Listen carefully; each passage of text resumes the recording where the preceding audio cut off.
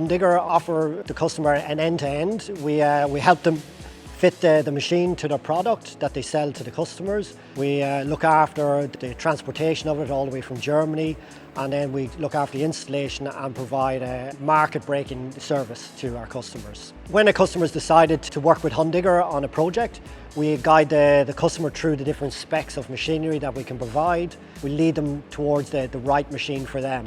Then we translate that across to Germany, and we get the correct machine built for the customer.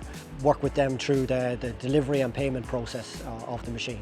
We look at the customer's products and their range, and we understand what they're trying to produce, and then we tailor our machinery towards what they need. So once the machine is at sea, we start coordinating with the customer, and if they don't have the knowledge or the expertise, we recommend craneage, we recommend service providers, be it extraction or air services.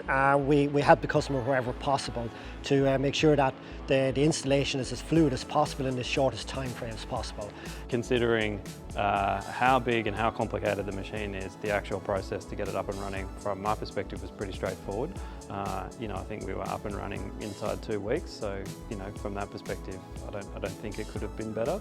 The scary thing is when you get the keys day one, but after you get past that, it's all good. One thing for us as plant leaders is it's just not the saw, it's the installation of the technology, it's the training that gets involved with the technology, and obviously fit for purpose.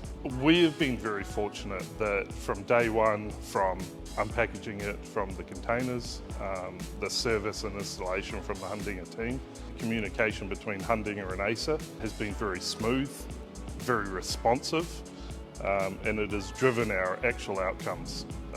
We've been able to get up to speed and have it running more operationally than most plants in this business. Every customer's needs is different, and we seek to understand fully what their needs are and how we can accommodate them in our training process.